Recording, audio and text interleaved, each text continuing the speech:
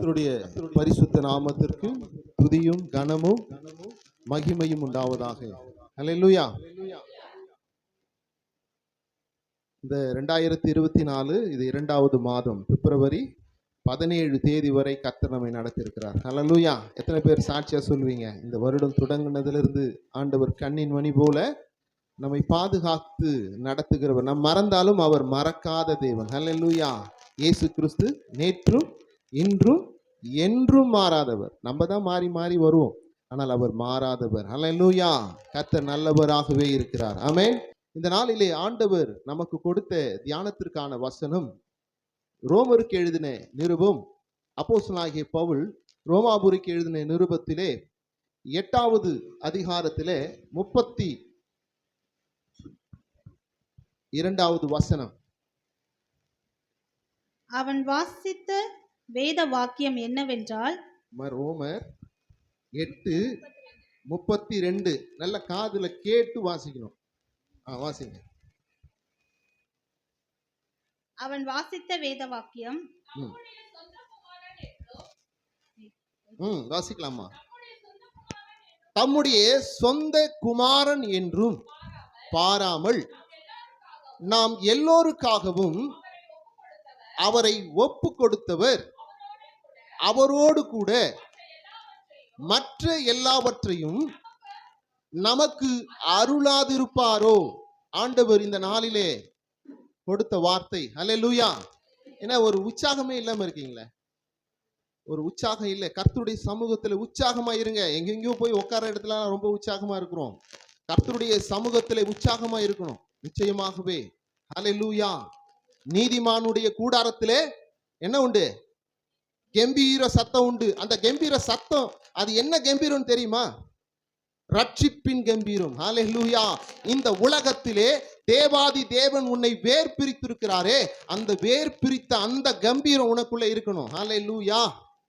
நீதிமானின் கூடாரத்திலே கம்பீர ரட்சிப்பின் கம்பீர சத்தம் உண்டு. கர்த்தருடைய வலது கரம் பராக்கிரமம் செய்யும். கர்த்தருடைய வலது கரம் உயர்ந்திருக்கிறது.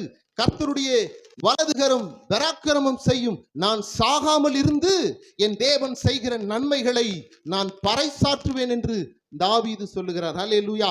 118வது சங்கீதத்திலே 118வது சங்கீதத்தில் 15, 16, 17 வசனங்கள் இதை சொல்லுகிறது. ஒரு விஷயம் அதை வாசிச்சுட்டு நம்ம செய்திக்குள்ள போகலாம். நன்றி ஆவியானவரே, நன்றி. நீதிமானுடைய கூடாரங்களில் ரட்சிப்பின் கம்பீர சத்தம் உண்டு. கர்த்தரின் வலது கரம் பராக்கிரமம் செய்யும். கர்த்தருடைய வலது கரம் பராக்கிரமம் செய்யும். கர்த்தருடைய வலக்கரம் உயர்ந்திருக்கிறது. கர்த்தரின் வலக்கரம் பராக்கிரமம் செய்யும்.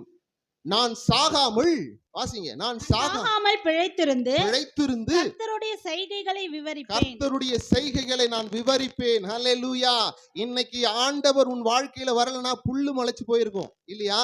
இந்த கம்பீர சத்தம் நம் இருதயத்துல இருக்கணும். இன்னைக்கு இது செய்திக்கான வார்த்தையில் ஆண்டவர் வெளிப்படுத்தினார். நான் உங்களோடு கூட பேசுகிறேன். அதே சங்கீதம் 116 12, 13 தாவீது சொல்றார், இந்த ரட்சிப்பின் பாத்திரத்தை நான் கைகளில் எடுத்துக்கொண்டு என் தேவனை என்ன பண்ணுவேன்? கர்த்தர் எனக்கு செய்த எல்லா உபகாரங்களுக்காகவும் அவருக்கு எண்ணத்தை செலுத்துவேன். அவருக்கு நான் எண்ணத்தை செலுத்துவேன். ரட்சிப்பின் பாத்திரத்தை எடுத்துக்கொண்டு, இந்த உலகத்திலிருந்து உன்னையும் என்னையும் வேர் பிரித்தாரே, இந்த ரட்சிப்பின் பாத்திரத்தை எடுத்துக்கொண்டு கர்த்தருடைய நாமத்தை நான் தொழுது கொள்ளுவேன். ஹல்லேலூயா. இவர் நாமத்தை நீ தொழுது கொள்ளுவேனா உன் வாழ்க்கையிலே எல்லா ஆசீர்வாதங்களையும் கொடுக்க கர்த்தர் வல்லவராய் இருக்கிறார். தன்னுடைய சொந்த குமாரன் என்றும் பாராமல் நாம் யாவருக்கும் நமக்காக அவரை கொடுத்தவர், அவரோடு கூட எல்லாவற்றையும் கொடுப்பது, அருளாதிருப்பது எப்படி என்று இன்றைக்கு தியானத்தின் வசனம் கொடுக்கிறார். ஆண்டவர் எல்லா ஆசீர்வாதங்களையும் நமக்கு கொடுப்பவராய் இருக்கிறார். ஹல்லேலூயா. அனைத்தையும் கொடுக்க அவர் வல்லவராய் இருக்கிறார். அந்த தியானத்திற்கான வசனத்தை வாசிக்கலாம். ரோமர் 8:30. என்றும் பாராமல், நம்முடைய சொந்த குமாரன் என்றும் பாராமல் நாம் எல்லாருக்காகவும் அவரை ஒப்பு கொடுத்தவர், அவரோடு கூட மற்ற எல்லாவற்றையும் நமக்கு அருளாதிருப்பாரா? சொந்த குமாரனையே கொடுத்தார். அல்லேலூயா. ஹல்லேலூயா. மற்றது கொடுப்பாத இருப்பாரா? நிச்சயமாய் எல்லா ஆசீர்வாதத்தோடு நம்மை நடத்த அவர் வல்லவராய் இருக்கிறார். ஹல்லேலூயா. எல்லா எல்லா ஆசீர்வாதத்தையும் அவர் கொடுப்பார், அனைத்தையும் அருளுவார். ஹல்லேலூயா. இந்த பாடலை ஒண்ணு பாடலாம். அனைத்தையும் அருளிடும் எனக்கென தந்திடும் வலக்கரம் என். எத்தனை பேர் தெரியும் இந்த பாட்டு? தெரியாதவர்கள் இதை கேட்டு கைகளை தட்டி, நீதிமானுடைய கூடாரத்திலே என்ன உண்டு? கம்பீர சத்தம் உண்டு. ஆண்டவர் உன்னை ரட்சித்தார். அந்த சத்தம் வரும்னா உன் வீட்டிலே, உன் வேலை செய்கிற தளத்திலே, நீ போகிற வருகிற இடத்தில் இருக்கிற தடைகளை கர்த்தர் இந்த நாளில் உடைக்க வல்லவராய் இருக்கிறார். விசுவாசிக்கிறவன் விசுவாசத்தோடு பாடு, ஜெயத்தோடு கூட புறப்படுவாய். ஹல்லேலூயா. அனைத்தையும் அருளிடும் எனக்கென தந்திடும். ஹல்லேலூயா. அந்த பாடலை பாடி ஆண்டவரை ஆராதிக்கலாம். நன்றி ஆவியானவரே. அனைத்தையும் அருளிடும் எனக்கென தந்திடும் வலக்கரம் என்னை உயர்த்திடும் என் தேவனே. அனைத்தையும் அருளிடும் எனக்கென தந்திடும் வலக்கரம் என்னை உயர்த்திடும் என் தேவனே. யெகோவா ஈரே, யெகோவா ஈரே,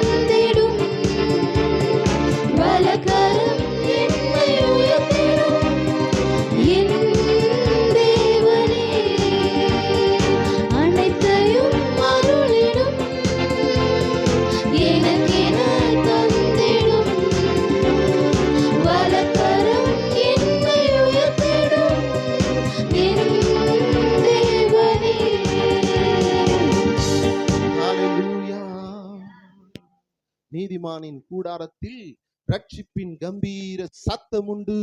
தேவனுடைய வலது கரம் பராக்கிரமம் செய்யும். ஹல்லேலூயா. அவருடைய வலது கரம் நிச்சயமாகவே பராக்கிரமம் செய்ய அது வல்லதாய் இருக்கிறது. ஹல்லேலூயா.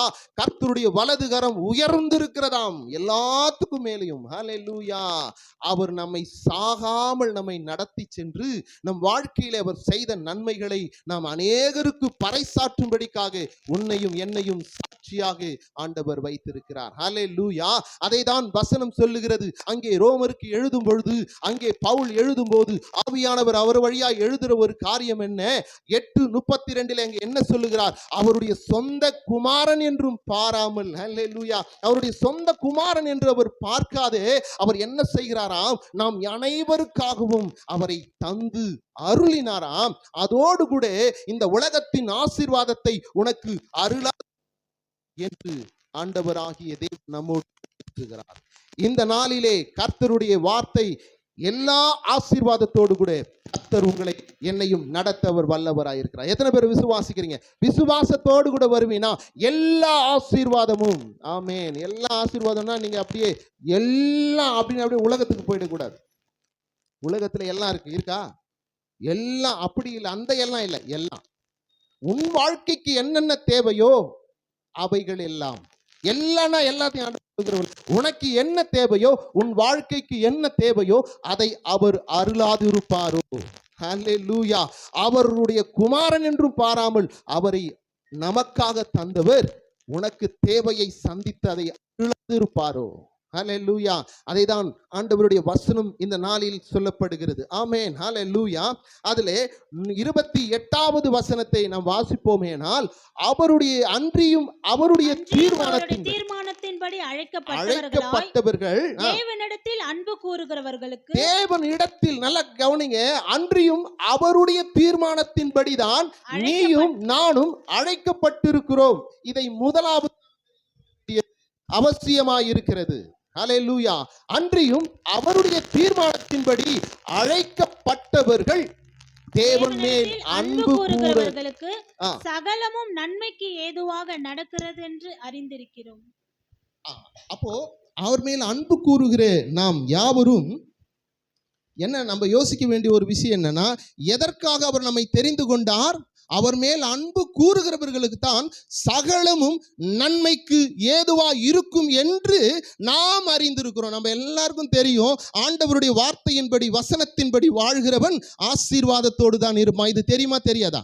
எல்லாருக்கும் தெரியும். ஆனால் அதில் நடக்கிறது தான் மிக கஷ்டமான ஒரு காரியம். ஆனால் கஷ்டப்பட்டாலும் ஆண்டவரை நோக்கி கூப்பிடுவேன்னா உன்னை நடத்தவர் வல்லவராய் இருக்கிறார். ஹல்லேலூயா. அவர் எதையும் செய்ய வல்லவராய் இருக்கிறார் என்று வேதம் சொல்லுகிறது. ஆமென். ஆகவே அன்றியும் அவருடைய தீர்மானத்தின்படி அழைக்கப்பட்டவர்கள், அவர் தேவனிடத்தில் அன்பு கூறுகிறவர்களுக்கு சகலமும் நன்மைக்கு ஏதுவாய் நடக்கும் என்ற வசனத்தின்படி இன்னைக்கு நீ தேவனிடத்திலே அன்பு கூறுவாயேனால் நிச்சயமாகவே கர்த்தர் இந்த நாளிலே அனைத்தையும் உனக்கு தந்து ஆசீர்வதித்து உன்னை அனுப்ப அவர் வல்லவராய் இருக்கிறார். ஹல்லேலூயா. அப்படியே வாசிக்கலாம். 28, 29 வாசிங்க. தம்முடைய குமாரன் அநேக சகோதரருக்குள்ளே முதற் பேரானவராய் இருக்கும் பொருட்டும் தேவன் எவர்களை முன்குறித்தாரோ உன்னை என்னையும் முன்குறித்திருக்கிறார். எதற்காக?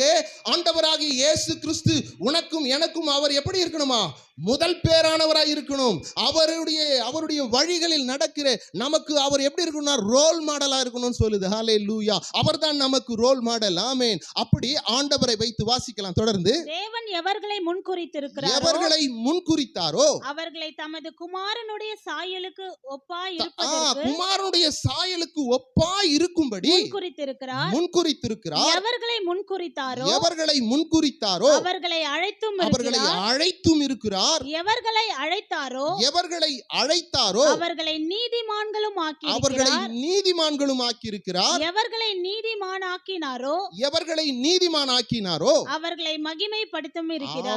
மகிமைப்படுத்தியும் வைத்திருக்கிறார். ஹல்லேலூயா. உன் வாழ்க்கையில நீ வந்த மாதிரியே இங்க இல்ல, உன் வாழ்க்கையை ஆண்டவர் மகிமைப்படுத்தி ஒரு படி உன்னை உயர்த்தி தான் நடத்தி வைத்திருக்கிறார். நல்லா யோசிச்சு பாரு.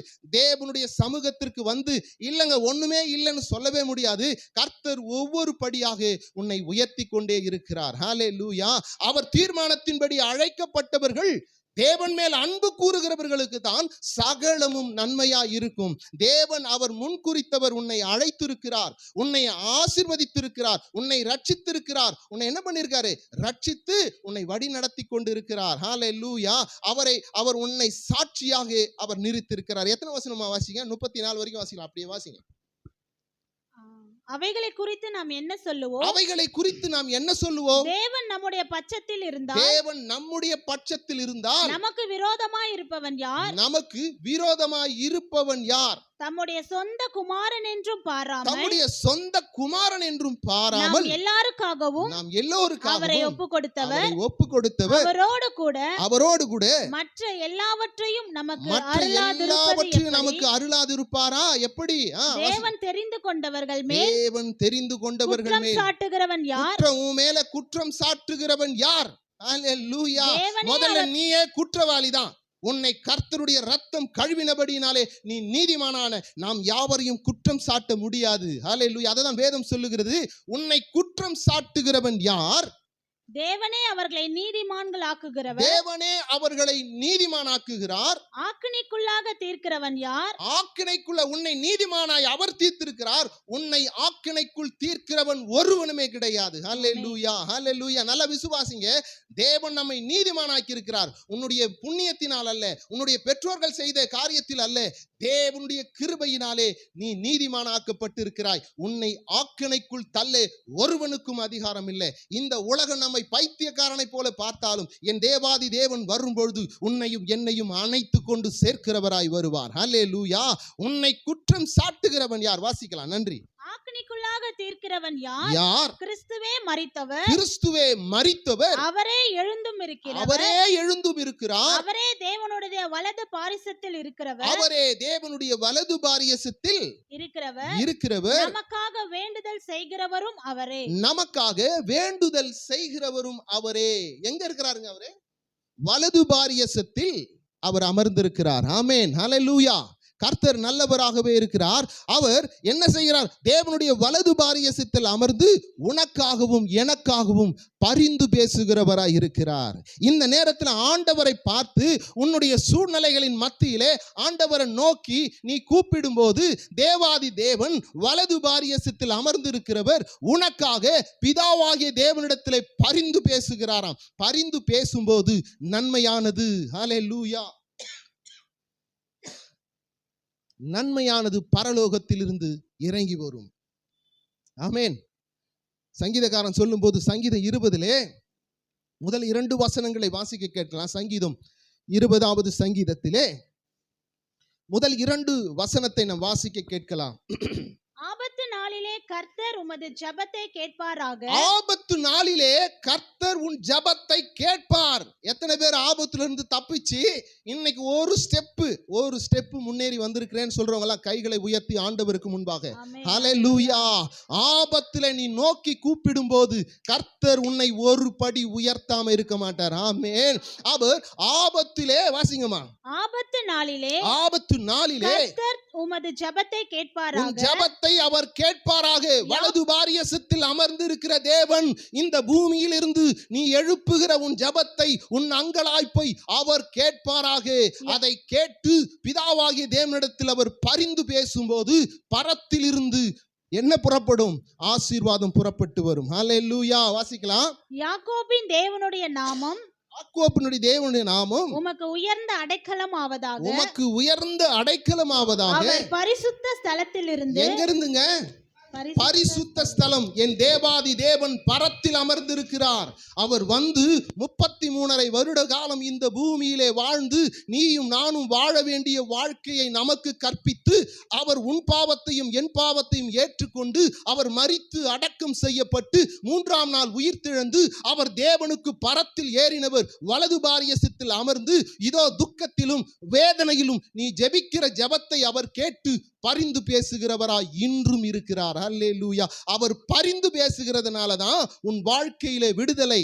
ஊழியக்காரன் ஜெபிக்கிறதுனால அல்ல, பரிந்து பேசுகிறார் பிதாவினிடத்திலே. ஹல்லேலூயா. உன்னை நீதிமானாய் ஆக்குனவர் அவர் பரிந்து பேசுகிறார். அங்கே எங்கிருந்து வருது அந்த உத்தரவு? பரத்திலிருந்து, பரிசுத்த ஸ்தலத்திலிருந்து புறப்பட்டு வருகிறதா இருக்கிறது. ஆமென். சீயோனில் இருந்து உன்னை ஆசீர்வதிப்பாராக.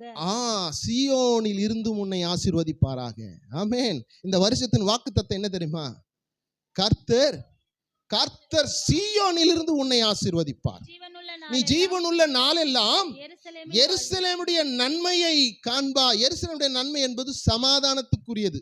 ஆனா இந்த வசனத்தை கேட்கும் போது அப்படியே நமக்கு புல்லரிக்கும். கர்த்தர் நம்மை சீயோன்ல இருந்து ஆசீர்வதிப்பாரு, நம்ம எல்லா ஆசீர்வாதத்தையும் வாங்கி எடுத்துன்னு போயிடலாம். அந்த ஆசீர்வாதத்தை வாங்குவதற்கு 4வது வசனம் சொல்லுகிறது, கர்த்தருக்கு பயப்படுகிறவர்களுக்கு இப்படிப்பட்ட ஆசீர்வாதங்கள் கிடைக்குமா? வாசிக்கலாம். சங்கீதங்களின் புஸ்தகம் 128வது சங்கீதம் 4வது வசனம். இதோ கர்த்தருக்கு பயப்படுகிற மனுஷன் இவ்விதமாய் ஆசீர்வதிக்கப்படுவான். கர்த்தர் சீயோனிலிருந்து உன்னை ஆசீர்வதிப்பார். நீ ஜீவனுள்ள நாளெல்லாம் எருசலேமின் வாழ்வை காண்பாய். எருசலேமுடைய வாழ்வு என்பது சமாதான வாழ்க்கை. யாருக்கு அந்த வாழ்க்கை? கர்த்தருக்கு பயப்படுகிறவர்கள். கர்த்தருக்கு எதுக்கையா பயப்படணும்? நீயும் நானும் ஆராதிக்கிற கர்த்தர் பரிசுத்தர், பரிசுத்தர், பரிசுத்தர். பரிசுத்தத்தை விட்டு தவறும் போது என் தேவன் இருதயத்தை நான் கஷ்டப்படுத்துகிறேன், அவர் இருதயத்தை நான் காயப்படுத்துகிறேன் என்று சொல்லி அவருடைய அன்புக்கு நீ பயப்படணும். அவருடைய பராக்கிரமத்தை பார்த்தல்ல, அவர் நம்மேல் வைத்த அன்பு. தன்னுடைய சொந்த குமாரன் என்றும் பாராமல் நமக்காக கொடுத்தவர் மற்ற அனைத்தையும் கொடுக்காதிருப்பாரா? ஹல்லேலூயா. அந்த பயம் நமக்கு இருக்கணும். அப்போ ஆண்டவர் மேலே பயத்தோடு கூட இருக்கிறவன் எப்படி இருப்பானா? ஆசீர்வாதத்தோடு கூட இருப்பான். வேதத்திலே ஒரு மனுஷன் தேவன் மேல் பயத்தோடு கூட நடுக்கத்தோடு கூட இருக்கிற ஒரு மனுஷனை நான் உங்களோடு கூட ஆண்டவர் இந்த நாளில் கொடுத்திருக்கிறார். ஹல்லேலூயா, ஹல்லேலூயா. யோபு என்கின்ற ஒரு மனுஷன் தேவனுக்கு பயந்து பொல்லாப்புக்கு விலகி அவன் எப்படி இருக்கிறான்? முதலாவது யோபு 1:8வது வசனத்திலே வாசிக்க கேட்கலாம். யோபு 1. கர்த்தர் சாத்தானை நோக்கி. யாரை நோக்கி? எடுக்கிறவனே சாத்தான் தான். அந்த சாத்தானை நோக்கி சொல்றார் ஆண்டவர், என் தாசனாகிய யோபுவின் மேல் கவனம் வைத்தாயோ. உத்தமனும் சன்மார்கனும் தேவனுக்கு பயந்து பொல்லாப்புக்கு விலகுகிறவனுமாகிய அவனைப் போல பூமியிலே ஒருவன் கூட இல்லையா? ஹல்லேலூயா. ஆண்டவர் சாட்சி கொடுக்கிறார். எனக்கு பயந்தவன் கர்த்தருக்கு பயந்து பொல்லாப்புக்கு விலகுறான். கர்த்தருக்கு பயந்தா பொல்லாத காரியத்துக்கு விலகணும். அது வீடா இருந்தாலும் சரி, ரோடா இருந்தாலும் சரி, ஆபீஸா இருந்தாலும் சரி, நீ எந்த இடத்துக்கு போனாலும் சரி, பொல்லாப்பை விட்டு நீங்குகிறவன் தான் கர்த்தருக்கு பயந்திருக்கிறவன். ஹல்லேலூயா. வேதம் சொல்லுகிறது, ஆண்டவர் பிசாசினிடத்துல சாட்சி கொடுக்கிறார். எப்படி? என் தாசனாகிய மோசே, என் தாசனாகிய யோபுவை நீ கண்டாயோ? அவன் கர்த்தருக்கு பயந்து பொல்லாப்புக்கு விலகுகிறவனாக உத்தமனுமாய் இருக்கிறான் என்று சொல்லி. ஹல்லேலூயா. அவன் எப்படிப்பட்டவன் தெரியுமா? 3வது வசனம் சொல்லுது, அவன் கிழக்கத்தி 7,000 ஆடுகளும் 3,000 ஒட்டகங்களும் 500 ஏர் மாடுகளும் 500 கழுகுகளுமாகிய மிருக ஜீவன்கள் இருந்ததும் அன்றி திரளான பணிவிடைக்காரர்களும் அவருக்கு இருந்தாராம். யாருக்கு? அந்த யோபுக்கு. அதனால் அந்த மனுஷன் கிழக்கத்தி புத்திரர் எல்லாரிலும் பெரியவனாய் இருந்தான். ஹல்லேலூயா. கிழக்கத்தி அவன் இருக்கிற ஏரியாவிலே அவன் தான் நம்பர் 1 இருந்திருக்கிறார். ஆமென். ஆனால் அதையெல்லாம் காட்டிலும் அவன் கர்த்தருக்கு பயந்து பொல்லாப்புக்கு விலகுகிற மனுஷன் என்று கர்த்தர் சாட்சி கொடுக்கிறார். அந்த மனுஷனுடைய வாழ்க்கை எப்படி மாறினது தெரியுமா? அவர் சொல்லுகிற ஒரு காரியத்தை நம்ம வாசிக்க கேட்கலாம். யோபுவின் புஸ்தகம் 42வது அதிகாரத்துல 2வது வசனத்தை நம்ம வாசிக்க கேட்கலாம். யோபு 42:2.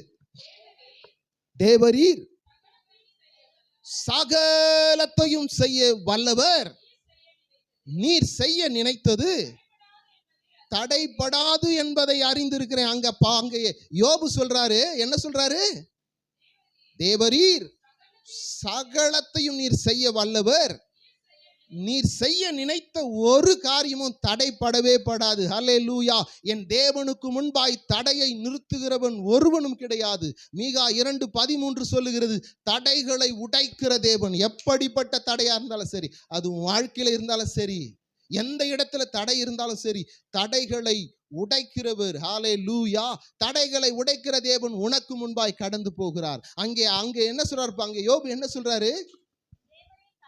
தேவரீர் சகலத்தையும் செய்ய வல்லவர், நீர் செய்ய நினைத்தது ஒன்றும் தடைப்படாது என்பதை நான் அறிந்திருக்கிறேன் என்று அந்த இடத்துல சொல்லப்படுகிறது. அவர் சொல்லும்போது அவருடைய நிலைமை என்ன தெரியுமா?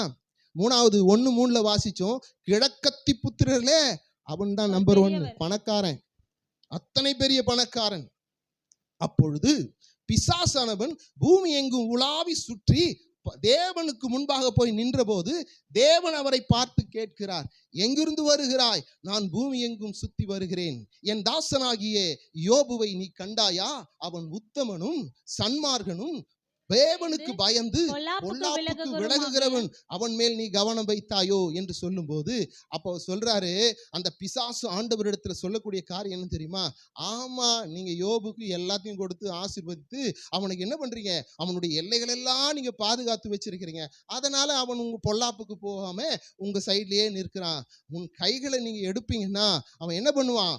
உமக்கு முன்பாக உம்மை தூசித்து அவன் பாவம் செய்வான் என்று. யோபு 1:10-11 அதை கூட வாசி கேட்கலாம். யோபு 10:11 வாசிக்கலாம். நீர் அவனையும் அவன் வீட்டையும் அவனுக்கு உண்டான எல்லாவற்றையும் சுற்றி வேலி அடைக்கவில்லையோ? அவன் கையின் கிரியைகளை ஆசீர்வதித்து அவனுடைய சம்பத்து தேசத்தில் பெருகிற்று. ஆனாலும் உம்முடைய கையை நீட்டி அவனுக்கு உண்டானவைகள் எல்லாம் தொடுவீரானால் அப்பொழுது அவன் உமது முகத்திற்கு எதிரே உம்மை தூஷிப்பானோ பாரும் என்றான். ஹல்லேலூயா. அப்ப ஆண்டவர் சொல்றாரு, எல்லாம் பிசாசே எல்லாம் உனக்கு முன்னாடியே இருக்கு, நீ எல்லாவற்றையும் என்ன பண்ணலாம்? ஹல்லேலூயா. அங்கே யோபு எல்லாவற்றையும் இழக்கிறார். ஒவ்வொரு காரியமாய் அவருக்கு வந்து கொண்டே இருக்கிறது. ஹல்லேலூயா. வாசிக்கலாம். 16 இருந்து வாசிங்க. 16. அவன் இப்படி பேசிக் கொண்டிருக்கையில் வேறொருவன் வந்து வானத்திலிருந்து தேவனுடைய அக்கினி விழுந்து ஆட்டையும் வேலைக்காரரையும் சுட்டரித்து போட்டது. நான் ஒருவன் மாத்திரம் தப்பிச்சு அதை உமக்கு அறிவிக்க வந்தேன் என்று அங்க சொல்றாரு. யாருக்கிட்ட? யோபு கிட்ட வந்து சொல்றாரு. யோபுனுடைய எல்லா காரியங்களும் அழிந்து கொண்டே வருது. கடைசியா அவன் பிள்ளையும் அழிகிறார். 19 வாசிங்க. வனாந்தர வழியாய் பெருங்காற்று வந்து அந்த வீட்டின் 4 மூலையிலும் அடித்து அது பிள்ளைகளின் மேல் விழுந்ததினால் அவர்கள் இறந்து போனார்கள். நான் ஒருவன் மாத்திரம் தப்பி, அங்கிருந்து ஒருத்தன் வரான், நான் ஒருவன் மாத்திரம் தப்பி அதை உமக்கு அறிவிக்கும்படி வந்தேன் என்றான். உடனே அங்கே அப்பொழுது யோபு எழுந்திருந்து தன் சால்வையை கிழித்துக் கொண்டு தன் தலையை சிரைத்து தரையிலே விழுந்து தேவனை பணிந்து, நிர்வாணியாய் என் தாயின் கர்ப்பத்திலிருந்து எப்படிங்க வந்த நம்பலாம்? நிர்வாணியாய் தாயின் கருவிலிருந்து வந்தேன், நிர்வாணியாய் அவ்விடத்திற்கு திரும்புவேன், நிர்வாணியாய் நான் அவ்விடத்திற்கு திரும்புவேன். கர்த்தர் கொடுத்தார், கர்த்தர் எடுத்தார், கர்த்தருடைய நாமத்திற்கு ஸ்தோத்திரம் என்று சொல்லி இவை எல்லாவற்றிலும் யோபு பாவம் செய்யவும் இல்லை, தேவனை பற்றி குறை சொல்லவும் இல்லை. தேவனை பற்றி அவன் குறை சொல்லவே இல்லை. அவன் யார் தெரியுமா? தெற்கத்தி புத்திரர்கள் உயர்ந்தவன், பணக்காரன், எல்லாம் இழந்துட்டான். ஒருவேளை நம்ம இழந்துருப்போம்னு வச்சுக்கோங்க, சொல்லுவீங்களா? கர்த்தர் கொடுத்தார், கர்த்தர் எடுத்தார்னு சொல்லுவோமா? ஒரு தலைவலி வந்தாலே போதும், என்ன சர்ச்சுக்கு எங்க பாஸ்டர் இல்ல பாஸ்டர், இங்கே தான் ரொம்ப அப்படியே கொட்டாயுது. ஆமா பாஸ்டர், அப்படி நம்முடைய வாழ்க்கை. ஆனா யோபுனுடைய வாழ்க்கை பாருங்க, அவனுடைய எல்லா சொத்து சுகம், அவன் கிழக்கத்தி புத்திரர்களே அவன் செல்வ சீமான் என்று 3வது வசனத்துல பார்க்கிறோம். ஆனாலும் கூட அவன் எல்லாத்தையும் இழந்த போது அவன் சொல்றான், என் தாயின் வயிற்றிலிருந்து நான் வெளிவரும்போது நிர்வாணியா தான் வந்தேன், என்னை புதைக்கும் போதும் நிர்வாணியா தான் புதைக்கிறான், நான் என்ன கொண்டு வந்தேன், என்ன கொண்டு போகிறேன், கர்த்தருக்கு ஸ்தோத்திரம், கர்த்தரே அதை கொடுத்தார், கர்த்தரே அதை எடுத்தார் என்று அவன் வாயிலே பாவம் செய்யாமல் என்ன பண்ணா? நீதியாய் பார்த்து பாதுகாத்து கொண்டான். ஹல்லேலூயா. மறுபடியுமாக பிசாசு என்ன பண்றான்? இரண்டாவது முறையாக தேவனுடைய சந்ததியிலே போகிறான். 2வது அதிகாரத்துல முதல்ல இருந்தே வாசிக்கலாம். 1வது வசனத்துல இருந்தே வாசிக்கலாம். பின்னொரு நாளிலே தேவபுத்திரர் கர்த்தருடைய சந்நிதியில் வந்து தேவபுத்திரர்கள் தேவ தூதர்கள் எல்லாம் கர்த்தருக்கு முன்பாக நின்று அவரை துதித்துக் கொண்டு இருக்கிறாங்க. சாத்தானும் அவர்கள் நடுவிலே கர்த்தருடைய சன்னதியில் வந்து நின்றான். கர்த்தர் சாத்தானை பார்த்து நீ எங்கிருந்து வருகிறாய் என்றார். சாத்தான் கர்த்தருக்கு பிரதியுத்தரமாக பூமி எங்கும் உலாவி அதில் சுற்றி திரிந்து வருகிறேன் என்றான். அப்பொழுது கர்த்தர் சாத்தானை நோக்கி நீ என் தாசனாகிய யோபுவின் மேல் கவனம் வைத்தாயோ? உத்தமனும் சன்மார்க்கனும் தேவனுக்கு பயந்து பொல்லாப்புக்கு விலகுகிறோமான மனுஷனாகிய அவனைப் போல பூமியில் ஒருவனும் இல்லை. முகாந்திரம் இல்லாமல் அவனை நிர்மூலமாக்கும்படி நீ என்னை ஏவின போதிலும் அவன் இன்னும் தன் உத்தமத்திலே உறுதியாய் நிற்கிறான். அவன் சொத்து சொகத்தெல்லாம் அழிச்சிட்டோம். ஆனாலும் அவன் சொல்லிட்டான், அவன் உத்தமத்துல உறுதியா இருக்கிறான். அவனுடைய நாவு என்ன சொல்லல, பழிக்கவே இல்லை அப்படின்னு சொல்லி வாசிங்க. 10 வரைக்கும் வாசிக்கலாம் கடகடன். சாத்தான் கர்த்தருக்கு பிரதியுத்தரமாக தோலுக்கு பதிலாக தோலையும் தன் ஜீவனுக்கு பதிலாக உண்டான எல்லாவற்றையும் மனுஷன் என்ன சொத்து சொகெல்லாம் கொடுத்துருவான். ஆனாலும் நீர் உம்முடைய கையை நீட்டி அவன் எலும்பையும் மாம்சத்தையும் தொடுவீரானால், மாம்சத்தையும் அவனை வியாதியில படுக்க வச்சினா, அவன் எழுந்துக்க முடியாத நீ வியாதியில படுக்க வச்சினா, அவன் உன்னை மறுதலித்து உமது முகத்துக்கு எதிரே உம்மை தூஷிக்கானோ பாரும் என்றான். அப்பொழுது கர்த்தர் சாத்தானை நோக்கி இதோ அவன் உன் கையில் இருக்கிறான், ஆகிலும் அவன் பிராணனை மாத்திரம் தப்பவிடு என்றான். அப்பொழுது சாத்தான் கர்த்தருடைய சந்நிதியை விட்டு புறப்பட்டு யோபுவின் உள்ளங்கால் தொடங்கி அவன் உச்சம் தலை மட்டும் கொடிய பருக்களால் அவனை வாதித்தான். அவன் ஒரு ஓட்டை வைத்து சொரிய ஆரம்பிச்சிட்டான். சுரண்டி கொண்டு சாம்பலில் உட்கார்ந்தான். அப்பொழுது அவளுடைய மனைவி பார்த்து நீர் இன்னும் உம்முடைய உத்தமத்திலே உறுதியாய் நிற்கிறீரோ, நீ உத்தமனாவே இருக்கிறியே, அந்த உத்தமத்தை கைவிட்டு உன்னை நடத்துகிற தேவனை தூசித்து உன் ஜீவனை விடு, செத்து போடான்னு சொல்லி அவன் பொண்டாட்டி என்ன சொல்லுது, அப்படியாய் மன கஷ்டமாய் பேசும்போது அவன் சொல்ற ஒரு வார்த்தை என்ன தெரியுமா? ஆண்டவர் பேசுகிறது போல பேசாத, தேவன் கையிலே நன்மையை பெற்ற நாம் தீமையை பெற வேண்டாமோ என்றான். எல்லாவற்றிலும் யோபு தன் உதடுகளினால் பாவம் செய்யவில்லை. உதடுகளினால் என்ன பண்ணலவன்? ஆண்டவர் பாவமே செய்யல. சொத்து சுகம் எல்லாம் போயிடுச்சு. அவன் கிழக்கத்தி புத்திரல நம்பர் 1 பணக்காரன். பணம் போயிருச்சு.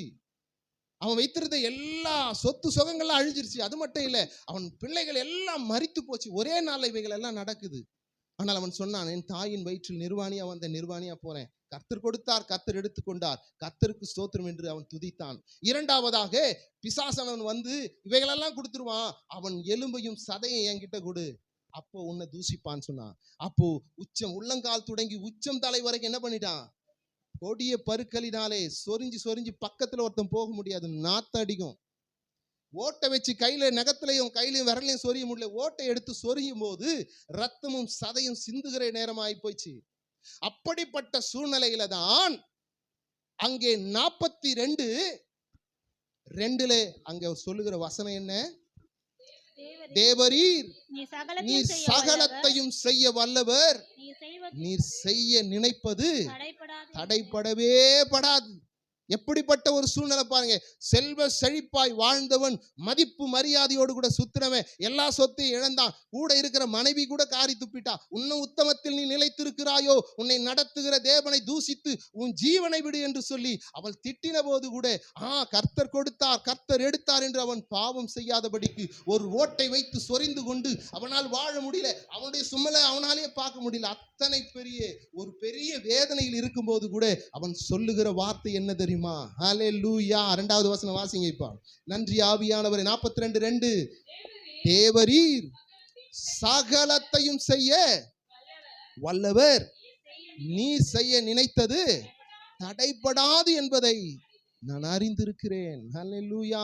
அந்த நேரத்துல கூட ஆண்டவரே, உம்மால கூடாத காரியமே ஒன்று இல்லை ஆண்டவரே, வினாடி பொழுதுல என்னுடைய சூழ்நிலையை மாற்ற நீர் வல்லவர் என்று அவன் அறிக்கையிட்டு கொண்டே இருந்தான். ஹல்லேலூயா.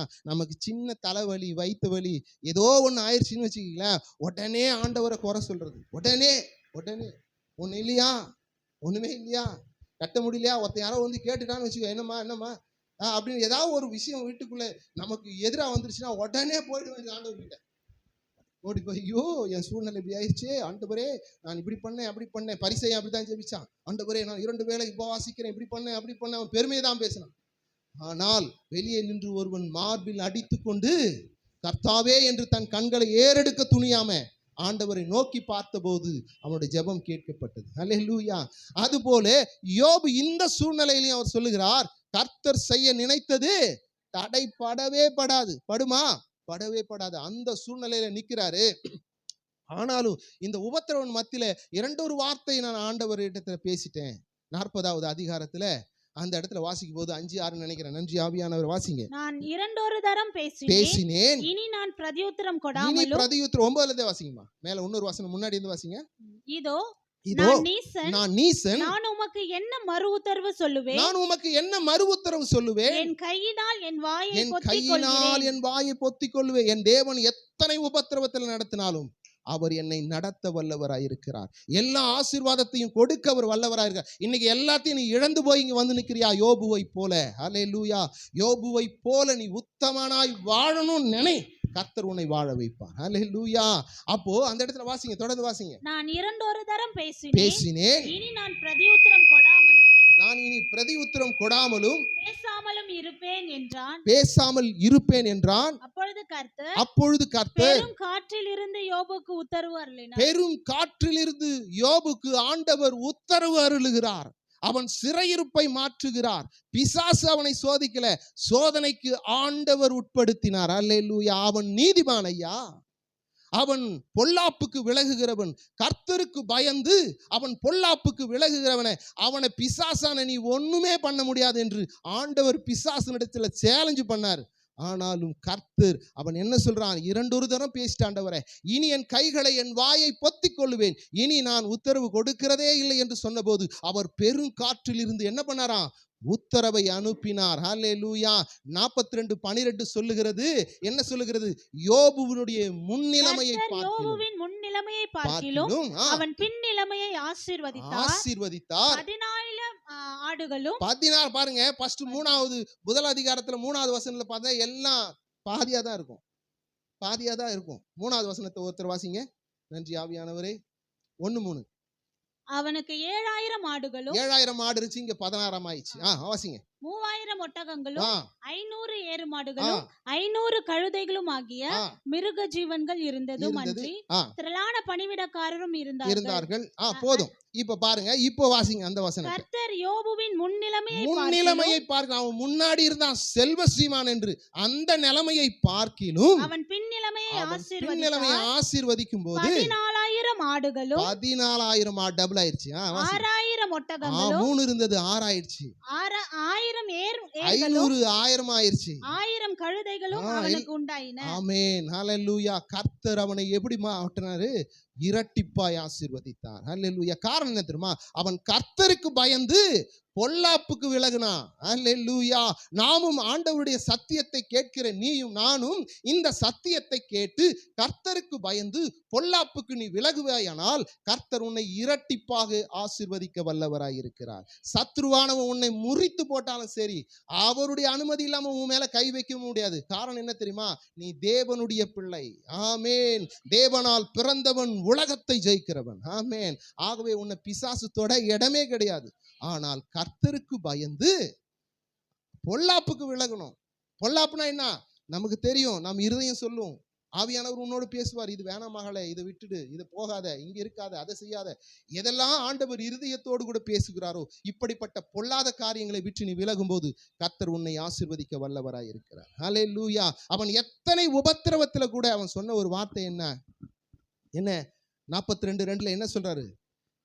சகலத்தையும் செய்ய வல்லவர்,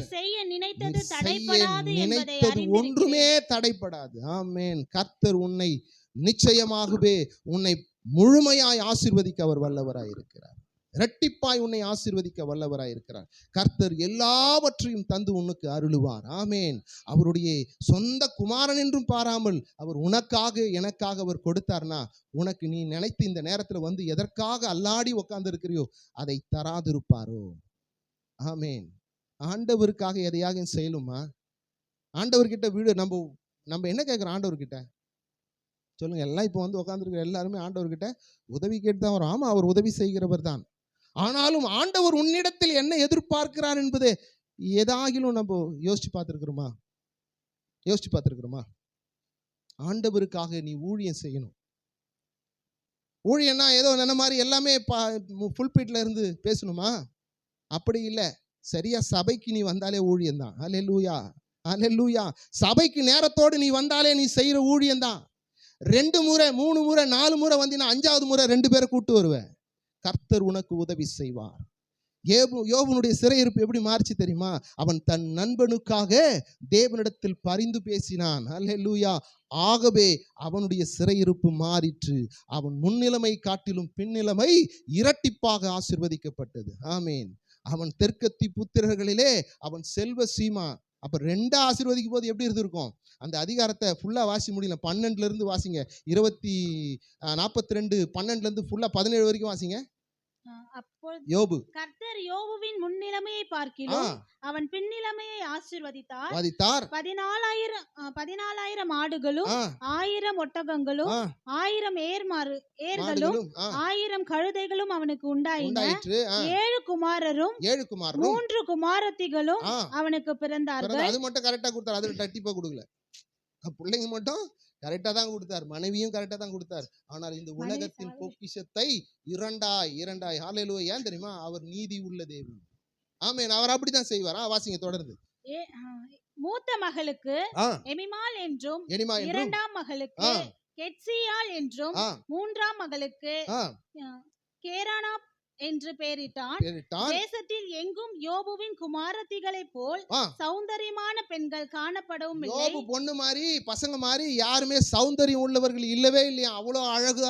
அப்படி வாசிங்க. அவர்கள் தகப்பன் அவர்கள் சகோதரரின் நடுவிலே அவர்களுக்கு சுதந்திரம் கொடுத்தான். அதற்கு பின்பு யோபு 140 வருஷம் உயிரோடு ரெட்டிப்பா ஆசீர்வதிச்சா இருப்பாரு. அதுக்கு பிறகு 140 வருஷம் வாழ்ந்திருக்கிறான். அல்லேலூயா.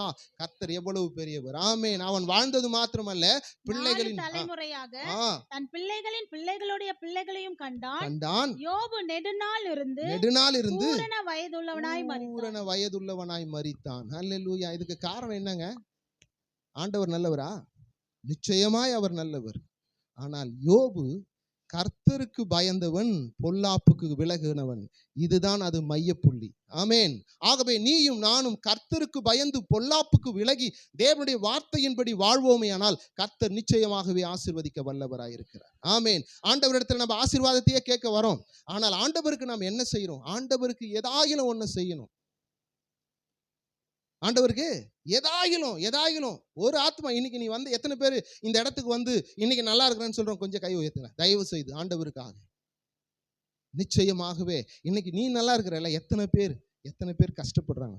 ஒருத்தரை வாங்கக்கா, ஏன் காசு போட்டு உங்களை கூட்டு போறேன், உங்களுக்கு பஸ் பேர் நான் கொடுக்குறேன், வாங்கக்கா அப்படின்னு சொல்லி இங்கே கூட்டு வந்தவர்னா உன்னை போல அவனுடைய வாழ்க்கை விடுதலை ஆகும் அல்லவா? என்னை ஒரு நாள் ஒருவன் கைப்பிடித்து கூட்டி கொண்டு போனபடியினாலே இன்னைக்கு நின்று நான் பிரசங்கிக்கிறேன். அல்லேலூயா. கர்த்தருக்கென்று, பரலோக ராஜ்யத்திற்கென்று நீ விதைப்பேனா கர்த்தர் நீ இழந்த அனைத்தையும் திருப்பி கொடுக்க வல்லவராயிருக்கிறார். ஆமென். ஹல்லேலூயா. ஒரு ஸ்திரீ வேதத்தில் உண்டு. அந்த ஸ்திரீயை நான் காட்டி கொடுக்குறேன் உங்களுக்கு. அந்த ஸ்திரீ எப்படிப்பட்டவர்? தேவன் எல்லாவற்றையும் மறுபடியுமாய் மொத்தத்தையும் திருப்பி கொடுத்தாராம். வாசிக்க கேட்கலாம். 2 ராஜாக்களின் புஸ்தகம் 8வது அதிகாரத்துல 6வது வசனத்தை வாசிக்க கேட்கலாம். ராஜா அந்த ஸ்திரீயை கேட்டதற்கு அவள் அதை அவனுக்கு விவரித்து சொன்னாள். அதை ராஜாவுக்கு விவரித்து சொன்னால் அப்பொழுது ராஜா அவளுக்கு ஒரு பிரதானியை நியமித்து அவளுக்கு உண்டானது எல்லாவற்றையும் அவள் தேசத்தை விட்டு போன நாள் முதல் இதுவரைக்கும் உண்டான வயலின் வருமானம் அனைத்தையும் அவளுக்கு கிடைக்கும்படி செய் என்று ராஜா உத்தரவிடுகிறான். யார்? அந்த ஸ்திரீக்கு. நடந்தது என்ன? ராஜாவின் இடத்தில் அந்த ஸ்திரீ என்ன அப்படி சொன்னாள்?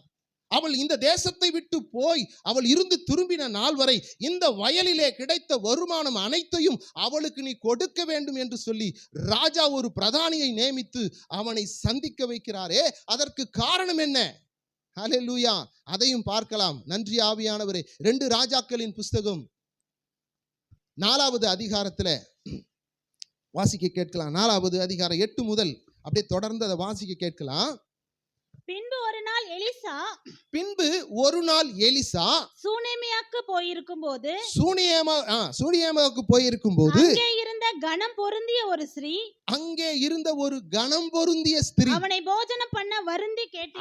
போஜனம் பண்ணும்படி வருந்தி கேட்டுக்கொண்டால், அப்படியே அவன் பயணப்பட்டு வரும்பொழுதெல்லாம் போஜனம் பண்ணும்படி அங்கே வந்து தங்குவான். போதும், நான் சொல்றேன் பாருங்க. ஒரு ஸ்திரீ, அவள் கனம் பொருந்திய ஸ்திரீ. அந்த தேசத்துல, என்ன தேசம் அது? சூனேம் என்கின்ற அந்த இடத்திலே அவள் கனம் பொருந்தியவனா மரியாதைக்குரியவள். அவள் மிகுந்த பணக்கார ஒரு லேடி. அவங்க இடத்துல அநேக வேலையாட்கள் உண்டு. அவர்களுக்கு நிறைய விவசாய நிலங்கள் உண்டு. அவர்கள் இடத்துல வேலை செய்கிற பணியாட்கள் அநேகர் உண்டு. அப்படி இருக்கும்போது அந்த ஸ்திரீயானவள் என்ன பண்றா? எலிசா அந்த சூனேமுக்கு ஊழியத்திற்காக, தேவனுடைய ராஜ்யத்திற்காக அவர் வரும்பொழுதெல்லாம் அவரை பார்க்கிறாள். பார்த்தபோது அந்த ஸ்திரீயானவள் அங்கே எலிசாவை போய் வருந்தி கேட்கிறார். அல்லேலூயா. வருந்தி என்ன கேட்கிறா தெரியுங்களா? ஆண்டவர்மாரே, என் வீட்டுல வந்து போஜனம் பண்ணிட்டு போங்க என்று அவள் வருந்தி கேட்டபடியினாலே அங்கே எலிசாவும் கேயாசியும் அவனுடைய துணை வேலைக்காரனும் அங்கே தங்கி எப்பொழுதும் சாப்பிட்டுட்டு போவாங்க.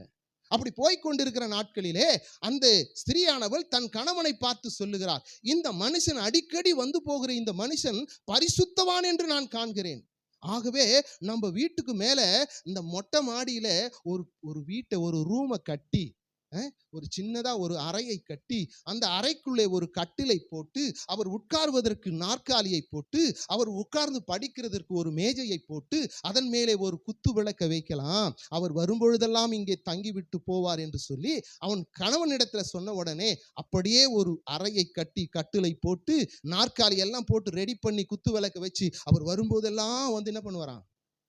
தங்கிட்டு நல்லா சாப்பிட்டுட்டு போவாராம். அப்போ அந்த எலிசா கேட்கிறார், இந்த மகளுக்கு நம்மிடத்தில் ஏதாயிலும் தேவை இருக்கிறதா? ஏன் இப்படி நமக்கு உபகாரம் செய்கிறா? ஊழியக்காரனுக்கு உபகாரம் செய்வேன்னா இது பரலோக ராஜ்யத்துக்குரியது. ஹல்லேலூயா, ஹல்லேலூயா. இந்த ஊழியம் சின்ன ஊழியம் தான். இந்த ஊழியத்துல உன் கையை நீட்டுவேன்னா கர்த்தர் உன் கையை கோடி மடங்கு ஆசீர்வதிக்காம விட மாட்டார். 1000 பேர் இருக்கிற சபையில உட்காந்துட்டு வெளியே வரதுல 2 பேர் 3 பேர் இருக்கிற சபைக்கு வா, இன்னும் ஆத்துமாக்களை அழைத்து பலப்படுத்தி கட்ட வேண்டும் என்று தேவனுடைய ராஜ்யத்தை குறித்து நீ நினைத்து ஆராய்ந்து அலசிப்பார். கர்த்தர் உன் வாழ்க்கையை நடத்த வல்லவராய் இருக்கிறார். அதை தான் மத்தேயு 6:33 சொல்லுகிறது, தேவனுடைய நீதியும் ராஜ்யத்தையும் தேடுங்கள், பின்பு எல்லாம் உனக்கு கூட்டி கொடுக்கப்படும். எல்லாம் கூட கூட்டி கொடுக்கப்படும். உன் வாழ்க்கையில என்ன பிரச்சனை? அந்த பிரச்சனையை கர்த்தர் சந்திக்க வல்லவராய் இருக்கிறார். ஆமென். அவள் என்ன செய்யறா? ஊழியக்காரனை அழைச்சு அவளுக்கு சாப்பாடு போட்டு மேல் அறையில இடம் கொடுத்து எல்லாம் பண்றான். அப்ப அவன் கேட்கிறான், இவளுக்கு ஏதாவது கேயாசியே, அவனுடைய உடன் ஊழியக்காரன் கேட்கிறான், கேயாசி, இந்த மகளுக்கு நாம் ஏதாவது செய்ய வேண்டுமா? அந்த இவளை கூப்பிடு. வாசிங்க, அந்த வசனத்தை கூட வாசிங்க. நன்றி ஆவியானவரே. 12:13 வாசிங்க. அவள் தன் வேலைக்காரனாகிய கேயாசை நோக்கி இந்த சூனேமியாளை அழைத்து கொண்டு வா என்றான். அவளை அழைத்து கொண்டு வந்தாள். அவள் அவனுக்கு முன்பாக நின்றாள். அவன் கேயாசியை பார்த்து, இதோ இப்படிப்பட்ட சகல கரசனையோடு சாப்பாடு கொடுக்கிறா, நம்மளை விசாரிக்கிறா, இப்படி நம்மள ஓடி ஓடி பாக்குறா, என்ன காரணம்? ஏதாவது இவளுக்கு தேவைப்படுதா அப்படின்னு சொல்லி வாசிங்க. உனக்கு நான் என்ன செய்ய வேண்டும்? ராஜாவின் இடத்திலாவது உனக்காக நான் பேச வேண்டிய காரியம் உண்டோ என்று அவளை கேள் என்றான். அதற்கு அவன், என் ஜனத்தின் நடுவே நான் சுகமாய் குடியிருக்கிறேன். அவன் சொல்றா, என் ஜனத்துக்கு நடுவுல நான் சுகமா இருக்கிறேங்க, எனக்கு எல்லாம் இருக்கு, எனக்கு எந்த குறையும் இல்லை. ஆனால் உன்னை நான் நீதிமான் என்று காண்கிறேன். ஆகவே உனக்கு இதை கொடுத்து உனக்காக எல்லாத்தையும் பரிசுத்தவான் என்று காண்கிறேன், ஆகவே இவ கொடுக்கிறேன் அப்படின்னும் போது சரி சொல்லிட்டு போயிட்டான் அந்த அம்மா. உடனே மறுபடியும் அந்த தீர்க்கதரிசிக்கு என்ன பண்ண முடியல, எலிசாவுக்கு நிக்க முடியல. திருப்பிய கேயாசி கூப்பிட்டு, கேயாசி, நான் என்ன செய்யணும்? அவளுக்கு என்ன செய்யணும் இந்த ஸ்திரீக்கு? அப்போ கேயாசி சொல்றா, அவளுக்கு பிள்ளை இல்லையப்பா, அவள் பிள்ளை இல்லாம இருக்கிறா. அவனுடைய கணவனோ வயது முதிர்ந்தவனா இருக்கிறான், அவளுக்கு பிள்ளை இல்லை, அவளை கூப்பிடு அப்படின்னு சொல்லி உடனடியாக அந்த இடத்துல என்ன பண்றான், இதோ ஒரு பிள்ளை உற்பத்தி காலத்திலே நீ ஒரு ஆண் பிள்ளையை அணைத்து கொண்டிருப்பாய் என்று சொன்னான். அதன்படியே அவள் பிள்ளையை பெற்றாள். ஹல்லேலூயா. வாசிக்கலாம், அது கூட வாசிருங்கம்மா. அப்பொழுது அவன் ஆ, அவளை கூப்பிடு என்றான். ஆ, அவளை கூப்பிட்ட பொழுது போது அவள் வந்து வாசற்படியிலே நின்றாள். நின்றான். அப்பொழுது அவன் அவன் ஒரு பிராண உற்பவத்த காலகட்டத்திலே ஒரு குமாரனை அணைத்து கொண்டிருப்பாய் என்றான். என்றான். அதற்கு அவள், ஆ, ஏது ஏது தேவனுடைய மனுஷனாகிய என் ஆண்டவனே, நீ அபத்தம் செய்யல்லாத உமது அடியானுக்கு அபத்தம் சொல்ல வேண்டாம் என்றால். என்றார். அந்த ஸ்ரீ ஆ, கர்ப்பம் தரித்து ஆ, எலிசா தன்னோடு சொன்னபடி சொன்னபடியே ஒரு ஊர்பவ ஒரு காலகட்டத்தில் உற்பவ ஒரு காலத்துல குமாரனை ஒரு பெற்றாள். குமாரனை பெற்றாள். அழகா ஒரு குமாரனை பெற்றுட்டா அவன் வளர்றான். வளர்ந்த உடனே இவதான் செல்வ சீமானாச்சே, இவளுக்கு நிறைய வயல்வெளிகள்லாம் இருக்கு, அறுப்பின் காலமா இருக்கிறதுனால அவங்க அப்பா என்ன பண்ணாரு, பிள்ளைய அறுப்பு அறுக்கிறதுக்கு கூட்டின்னு போயிட்டார். எங்க கூட்டின்னு போயிட்டாரு? வயல்வெளியில கூட்டு போய் அறுப்பு அறுக்கிறான். அப்ப அந்த பிள்ளை சொல்லுது, அப்பா எனக்கு தலை வலிக்குது, எனக்கு ரொம்ப தலைவலிக்குதுப்பா அப்படின்னு சொன்ன உடனே, அப்போ அவன் வேலைக்காரனை கூப்பிட்டு இவளை தாயிடத்திலே கொண்டு போய் சேர்த்து விடு அப்படின்னு சொல்லி வேலைக்காரங்கிட்ட என்ன பண்றாரு, அந்த மகனை அனுப்புறாரு. அதனுடைய வசனத்தை கூட நம்ம வாசிக்கலாம். 18ல இருந்து வாசிங்க. 18ல இருந்து வாசிங்க. அந்த பிள்ளை வளர்ந்து அந்த ஒரு பிள்ளை நாள் அவனை ஆ, அறுப்பு அறுக்கிறவர்களிடத்தில் இருந்து இருந்து தன் தகப்பன் அண்டைக்கு போகும்போது போது தன் தகப்பனை பார்த்து, ஆ, என் தலை நோகிறது, என் தலை நோகிறது என்றான். என்றான். அப்பொழுது அவன் வேலைக்காரனிடத்தில், ஆ, இவனை இவள் தாயினிடத்தில் எடுத்து கொண்டு போய் விடும் போய்விடும் என்றான். என்றான். அவனை எடுத்து எடுத்து அவன் தாயினிடத்தில் கொண்டு போன போது போனபோது அவன் மத்தியானம் மட்டும் அவள் மடியில் மடியில இருந்து இருந்து செத்து செத்து போனான். போயிட்டான். அந்த பையன் செத்து போயிட்டான். ஊழியக்காரனுக்கு உதவி செஞ்சா, மேலறை கட்டி கொடுத்தா, ராஜ்யத்திற்காக அவள் தன்னை அர்ப்பணித்து எல்லா காரியத்தை செஞ்சா. ஒரு பிள்ளை அவன் சொன்னது போல பிறந்தது, அது வளர்ந்தது. ஆனால் திடீரென்று அது மரித்து போயிடுச்சு. உடனே என்ன பண்ண தெரியுமா, மேலறையிலே அந்த எலிசாவுக்கு கொடுத்த கட்டில கொண்டு போய் அந்த பிள்ளையை கடத்தி விட்டு உடனடியாக அவள் புறப்பட்டு எலிசாவுக்கு நேராய் ஓடுகிறாள். ஓடி போய் அங்க போய் சொல்றாரு, ஓடி போய் என்ன சொல்றாரு, அங்க போய் எலிசாவிடத்துல சொல்லும் போது எலிசா சொல்றாரு, ஓ அப்படியா, நான் வருகிறேன் என்று சொல்லி மரித்த பிள்ளையை எழுப்பி கொடுக்க. இதுக்கு காரணம் என்ன தெரியுங்களா, தேவனுடைய ஊழியத்திற்காக நீ அர்ப்பணிக்கிற ஒவ்வொரு விஷயம், ஒவ்வொரு உழைப்பும், ஒரு சின்ன ஒரு உழைப்பு உழைச்சினா கூட சரி, மரித்து போன உன் வாழ்க்கையை உயிர்ப்பித்து கொடுக்க ஆண்டவர் வல்லவராய் இருக்கிறார். ஆகவே தேவனுடைய நீதியும் ராஜ்யத்தை தேடுங்கள், பின்பு இவைகளெல்லாம் கூட்டி கொடுக்கப்படும். இந்த உலகத்தின் விஷயம் எல்லாம் கூட்டி கொடுக்கப்படும். ஆனா நம்ம எல்லாம் எப்படி வரும் தெரியுமா, இந்த உலக விஷயம் கூட்டி கொடுக்கப்படும் என்று சொல்லியே தேவராஜ்யத்தை தேடுற, நடக்கவே நடக்க. தேவராஜ்யத்தை தேடு, இந்த உலக ஆசீர்வாதம் உன் பாதத்தின் கீழே வரும். ஆண்டவருக்காக ஊழியம் செய். எத்தனையோ ஆத்துமாக்கள் அலைந்து திரிகிறது, அதை அழைச்சிக்கிட்டு வா. ஒரு நாளாவது அழைச்சிக்கிட்டு வா, வந்து ஆண்டவருடைய வார்த்தையை கேட்க உட்காரவை.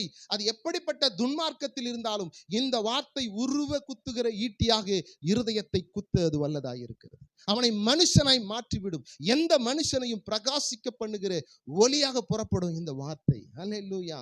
அப்படி இருக்கிற நேரத்தில் எழுப்பி அவன் கையில கொடுக்கிறான். 30-35 வாசிங்க. 35ல இருந்து வாசிங்க. அதே அதிகாரத்துல சீக்கிரமா. அவள் எழுந்து அறை வீட்டில் இங்கும் அங்கும் உலாவி திரும்ப கிட்ட போய் அவன் மேல் குப்புறப்படுத்தான். அப்பொழுது அந்த பிள்ளை 7 தரம் தும்பி தன் கண்களை திறந்தான். அப்பொழுது அவன் கேயாசியை கூப்பிட்டு அந்த சூனேமியாளை அழைத்து கொண்டு வா என்றான். அவளை அழைத்து கொண்டு வந்தான். அவன் அவனிடத்தில் வந்தபோது அவன், உன் குமாரனை எடுத்துக்கொண்டு போ என்றான். குமாரன் பிழைத்தான், எடுத்துக்கொண்டு போ என்று சொல்லி அவன் குமாரனை கையில ஒப்பு கொடுத்தார். அல்லேலூயா. மரித்து போன பிள்ளைய உயிரோடு கூட அப்ப என்ன சொல்றானா, ஓடி வந்து அவன் காலில் விழுந்து பணிந்து கொண்டு வாசிங்க அதையும். அப்பொழுது அவள் உள்ளே போய் அவன் பாதத்திலே விழுந்து தரை மட்டும் பணிந்து தன் குமாரனை எடுத்துக்கொண்டு வெளியே போனாள். அல்லேலூயா. எதுக்கு தெரியுமா இவ்வளவு காரியம் நடக்குது? அவனை உள்ள கூப்பிட்டு போஜனம் கொடுத்து ஊழியக்காரனை அவனை போஷித்து அவன் வந்து போகும்போது தங்க அவன் ஊழியக்காரன் கஷ்டத்தை சுமந்தா பார்த்தீங்களா, ஆண்டவர் நிச்சயமாக அவளை ஆசீர்வதித்தான். ஊழியக்காரனுக்கு ஒரு கலசம் தண்ணி, ஒரு டம்ளர் தண்ணி நீ கொடுத்தனா உன் குடும்பம் ஆசீர்வதிக்கப்படும். எங்க அக்கா வீட்டுக்கு நான் போவேன், சகோதரனா போவேன், போய் அவர்களுக்காக ஜெபிப்பேன். ஜெபிக்கும் போது எங்க அக்கா உட்கார வச்சு சாப்பாடு போட்டுக்கிட்டே இருப்பேன். நான் சொல்ல, என்ன பைத்தியக்காரமா இப்படி போடுற, நீ என் தம்பி இல்லடா, நீ ஊழியக்காரன். உன்னை நான் போஷித்தேன்னா என் குடும்பம் ஆசீர்வதிக்கப்படும். அல்லேலூயா. ஊழியக்காரனை கனப்படுத்தணும். கர்த்தர் ஊழியக்காரன் இல்ல, தேவனுடைய ராஜ்யம் அதில் வளரணும். ஆண்டவர் உன்னை என்னை அழைத்தார் அல்லவா. அந்த அந்த ஸ்திரியானவள் கனம் பொருந்தியவள் தான். இன்னைக்கு இருக்கிற பெரிய பணக்காட்சி திரும்பி பார்ப்பால நம்ம. ஆனால் அவளோ அவன் உத்தமன் என்று கண்டு, அவன் பரிசுத்தவான் என்று கண்டு பார்க்கிறேன் என்று அவன் மேல் அறையிலே வீட்டை கட்டி கட்டிலை போட்டு அவனுக்கு ஒரு காரியத்தை ஏற்படுத்தி கொடுத்தபடியினாலே பிள்ளை இல்லாத மலடிக்கு பிள்ளையை கர்த்தர் கொடுத்தார், மரித்த பிள்ளையை எழுப்பி கொடுத்தார். அதோடு கூட மாத்திரம் நிற்கவில்லை, அந்த தேசத்திலே 7 வருடம் பஞ்சம் உண்டாகி விட்டது. உடனே எலியா வந்து அந்த சூனியாமையை கூப்பிடு என்று சொல்லி வாசிக்கலாம். அதுல எத்தனாவது அதிகாரம் வாசிக்க கேட்கலாம். இப்போ 8வது அதிகாரத்துல முதல் வசனம் தொடங்கி 6 வசனத்தை நம்ம வாசிக்கும் போது இதன் முடிவு தெரிஞ்சிடும். ஹல்லேலூயா. வாசிக்கலாம். தான் உயிர்ப்பித்த பிள்ளையின் தாயாகிய அவன் உயிர்ப்பித்த பிள்ளையின் தாயாகிய சிறியை நோக்கி வீட்டோரும் கூட நீ வீட்டாரோடு கூட எழுந்து புறப்பட்டு போய் வேற எங்கனாலும் போய் நீ பொழைச்சிக்க. கர்த்தர் பஞ்சத்தை வருவிப்பார். கர்த்தர் பஞ்சத்தை இந்த பூமியில 7 வருஷம் கொடுக்கிறார். ஆமென். 7 வருஷம் தேசத்தில் இருக்கும் என்று சொல்லியிருந்தார். சொன்னார். அந்த ஸ்திரீ எழுந்து தேவனுடைய மனுஷன் சொன்ன வார்த்தையின்படி செய்து, மனுஷன் சொன்ன வார்த்தையின்படியே புறப்பட்டு அவன் குடும்பத்தை கூட்டிட்டு போய் எங்கேயோ இருந்து 7 வருஷம் பொழைச்சிட்டு 7வது வருஷம் புறப்பட்டு வருகிறாள். அவள் வயல்வெளிக்கு சொந்தக்காரி, அவள் பெரிய எல்லா நில நெட்டுக்கு சொந்தக்காரி வருகிறாள். 7 வருஷத்திற்கு பிறகு ராஜாவின் உத்தரவின்படி தான் அதை கையாள முடியும். ஹல்லேலூயா. அப்பதான் அவன் வந்து அந்த இடத்துல வரும்போது ராஜாவை சந்திக்க அவள் உள்ளே நுழையும் போது தேவனுடைய மனுஷனாகிய கேயாசியை ராஜா அழைக்கிறான். அழைத்து அங்கே எலிசா செய்த அற்புதங்கள் எல்லாம் என்னவோ அற்புதம் செய்யறாராமே, அந்த அற்புதம் எல்லாம் என்ன என்று கேட்கும்போது அந்த கேயாசி சொல்லுகிறான், மரித்த பிள்ளையை எழுப்பினவர் அவர். ஹல்லேலூயா. மரித்த பிள்ளையை எழுப்பினவர் என்று சொல்லும்போது இந்த மரித்த மகன் உயிர்த்தெழுந்தவன் உள்ளே வருகிறான், அவருடைய தாயும் உள்ளே வருகிறார். வரும்பொழுதுதான் அப்ப கேயாசி சாட்சியா சொல்லுகிறான், உயிரோடு எழுப்புனான்னு சொன்னனே அந்த மகனுடைய தாய் தான் இவள். இதோ இவன் தான் அந்த உயிரோடு எழுப்பப்பட்ட அந்த மகன் என்று கேட்கும் போதுதான் அந்த ராஜா அவளிடத்திலே கதையை விசாரிக்கிறார். வாசிங்க, இப்ப வாசிங்க, 4 முதல் வாசிங்க. ராஜா அந்த ஸ்திரீயை கேட்டதற்கு அவள் அதை அவனுக்கு விவரித்து சொன்னாள். இல்லம்மா, அதுக்கு முன்னாடி வசனத்தை கொஞ்சம் வாசிங்க. அந்நேரத்தில் ராஜா தேவனுடைய மனுஷரின் வேலைக்காரனாய் இருந்த கேயாசியுடனே பேசி எலிசா செய்த அதிசயங்கள் எல்லாம் எனக்கு செய். ராஜாவுடைய வாயில வார்த்தையை போடுறாரு. எலிசாவுடைய அதிசயத்தை அவன் கேட்க வேண்டியதில்லை. அந்த நேரத்தில் அவன் கேட்கிறான். கேயாசி சொல்லும் போது சொல்லக்கூடிய சாட்சி என்ன தெரியுமா? வாசிங்க. எலிசா செய்த அதிசயங்கள்லாம் நீ எனக்கு விவரமாய் சொல் என்றான். செத்து போனவனை உயிர்ப்பித்தார் என்று அவன் ராஜாவுக்கு அறிவிக்கிற போது இதோ அவன் உயிர்ப்பித்த பிள்ளையாகிய தாயாகிய அந்த ஸ்திரீ வந்து தன் வீட்டுக்காகவும் தன் வயலுக்காகவும் ராஜாவினிடத்தில் முறையிட்டாள். கேக்குறான், நான் 7 வருஷம் ஆயிருச்சு, என் நிலம் புலம் எல்லாத்தையும் விட்டுட்டு போயிட்டேன். ராஜாவே, அவைகள் எல்லாம் எனக்கு திருப்பி கொடு என்று அவள் கேட்க முறையிட்டு வரும்போது அங்க கேயாசி சொல்றான், ராஜாவாகிய என் ஆண்டவனே, இவள்தான் அந்த ஸ்திரீ, எலிசா உயிர்ப்பித்த இவளுடைய குமாரன் இவன்தான் என்று 2 பேரையும் அங்க காட்டுறான். ஹல்லேலூயா. காட்டும்போது அப்பதான் ராஜா கேட்கிறாரு. ராஜா என்ன கேட்கிறாரு? அந்த ஸ்திரீயை கேட்டதற்கு அவள் அதை அவனுக்கு விவரித்து சொல்றா. அப்பொழுது ராஜா அவளுக்கு ஒரு பிரதானியை நியமித்து என்ன விவரித்து சொன்னா? ஊழியக்காரர் வந்தாரு, அவர் நீதிமான் என்று கண்டு என் வீட்டுல இடம் கொடுத்தேன், அவருக்கு போஜனம் கொடுத்தேன், மலடியா இருந்த எனக்கு பிள்ளை கொடுத்தாரு, என் பிள்ளை ஒரு நாள் மரித்து போனா, அவனை உயிர்ப்பித்து அவர் கொடுத்தாரு. அப்படி இருக்கும்போது அதோடு கூட இல்ல, இந்த தேசத்துல 7 வருடம் பஞ்சம் வரும், ஆகவே நீ புறப்பட்டு போய் பிழைத்துக்கொள், அந்த பஞ்சம் முடிந்த பிறகு வா என்றாரு. அந்த பஞ்சம் முடிந்து நான் வந்திருக்கிறேன் என்று சொல்லும் போதுதான் உடனடியாக ராஜா ஒரு பிரதானியை நியமித்தான். ஹல்லேலூயா. நியமித்து இவள் எல்லாவற்றையும் அவள் தேசத்தை விட்டு போன நாள் முதல் இதுவரைக்கும் உண்டான வயலின் வருமானம் அனைத்தையும் அவளுக்கு கிடைக்கும்படி செய்ய சொன்னார். ஆமென். அல்லேலூயா. நீ எதையெல்லாம் இழந்திருக்கிறியோ, கர்த்தருக்காக எதையாவது செய்வேன்னா நிச்சயமாய் சொல்லுகிறேன், அல்லேலூயா, கர்த்தர் நீ இழந்ததை உனக்கு ஒரு பிரதானியை நியமிப்பாரு. யாரோ ஒருத்தன் உன்னை விசாரித்து உன்னை உயர்ந்த நிலைமைக்கு கொண்டு போவான். எதுவாக இருந்தாலும் சகலத்தை கொடுத்து உன்னை ஆசீர்வதிக்க வல்லவர். அதை தான் ரோமருக்கு எழுதும் போது பவுல் எழுதுறாரு, தன்னுடைய சொந்த குமாரன் என்றும் அவர் பாராமல் நம் எல்லோருக்காகவும் அவரையே அவர் கொடுத்தாரே, மற்றவைகளை கொடுக்க மாட்டாரா? இந்த உலகத்தின் ஆசீர்வாதத்தை கொடுக்க மாட்டாரா? எல்லாவற்றையும் கொடுக்க அவர் வல்லவராயிருக்கிறார். ஹல்லேலூயா, ஹல்லேலூயா. அது மட்டுமல்ல, அவர் யெகோவா ஈரே. யெகோவா ஈரே என்று யார் சொல்றது? ஆபிரகாம் சொல்றார். அவர் சொல்லுகிற இடம் தெரியுமா? தன் பிள்ளையை பலிபீடத்தில் கலத்தி கைகளில் கத்தியை எடுத்து அவனை பலியிட போகும்போது அங்க சொல்றாரு. அங்க 22வது அதிகாரம், ஆதியாகமம் 22வது அதிகாரத்துல 7வது வசனத்துல அவர் என்ன பண்றாரு? தன் மகனை கூட்டிக்கிட்டு பலியிட போறாரு. அந்த ஸ்டோரி மட்டும் ஒரு 5 நிமிஷம் சொல்லிடுறேன். அதாவது 75 வயதிலே ஆபிரகாமை ஆண்டவர் அழைக்கிறார். அழைத்து, நீ எல்லாவற்றையும் விட்டு வா, உன் தகப்பன் வீட்டை விட்டு, நீ வாழ்ந்த இடத்தை விட்டு, உன் பழக்க வழக்கங்கள் எல்லாத்தையும் விட்டுட்டு நான் காட்டுகிற இடத்துக்கு வா, நான் உன்னை ஆசீர்வதிப்பேன்னு சொன்னாரு. சொன்னபடி ஆசீர்வதித்தார். அவன் செல்வ சீமானாய் மாறினான். அப்படி இருக்கிற நாட்கள்ல அவனுக்கு என்ன இல்ல? பிள்ளை இல்ல.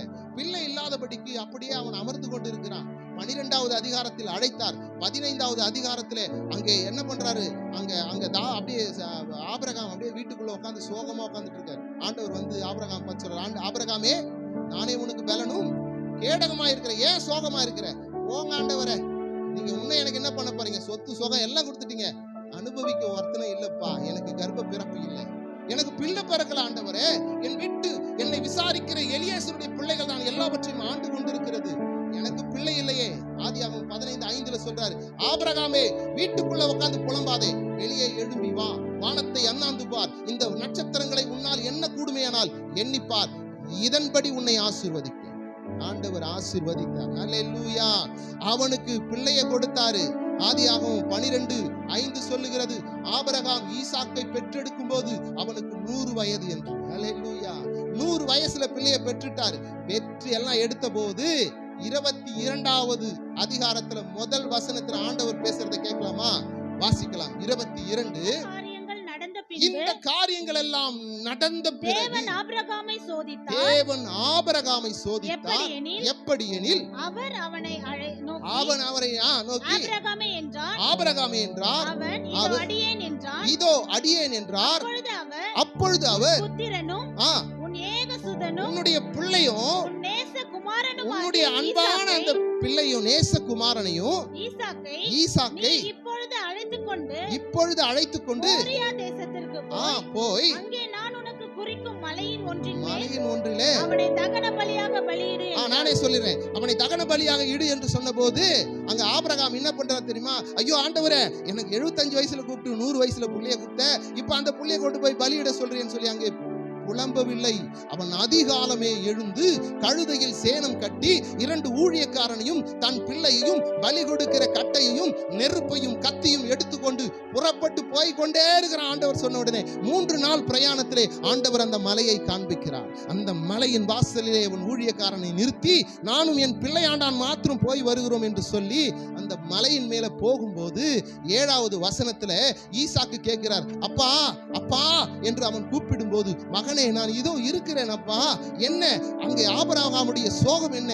தன் பிள்ளை, செல்ல பிள்ளையை கொண்டு போய் அவன் கழுத்திலே கத்தியை வைத்து அறுக்க போகிறார், அவனை பலியிட போகிறார். தேவன் அதை தான் கேட்கிறார். அவன் துக்கத்தோடு கூட தன் பிள்ளையை அழைத்துக் கொண்டு அவன் தலையிலே கட்டைகளை வைத்து சுமந்து கொண்டு போகிற நேரத்திலே அந்த இடத்திலே தன் பிள்ளை பார்த்து கேட்கிறது, டாடி டாடி, இதோ பலி கொடுக்கிறதற்கு கட்டை இருக்குதப்பா, அதை தகனம் செய்ய நெருப்பு இருக்கிறது, அதை அறுத்தெடுக்க கத்தி இருக்கிறது, ஆனால் ஆட்டுக்குட்டி எங்கே ஆண்டவரே? ஆட்டுக்குட்டி எங்க தகப்பனே?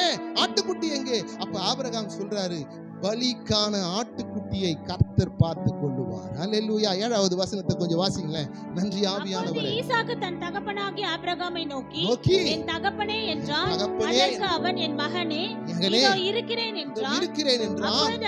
அப்பொழுது இதோ நெருப்பும் கட்டையும் இருக்கிறது. நெருப்பு இருக்கு, கட்டை இருக்கு. தகன பலிக்கு ஆட்டுக்குட்டி எங்கே? தகன பலிக்கு ஆட்டுக்குட்டி எங்கப்பா? அதற்கு ஆபிரகாம், என் மகனே, தேவன் தமக்கு தகன பலிக்கான ஆட்டுக்குட்டியை பார்த்து கொள்வார் என்று சொல்லி அப்புறம் இருவரும் போயிட்டாங்க. போன உடனே கட்டையை அடுக்கிறான், தன் பிள்ளையை கட்டுகிறான்.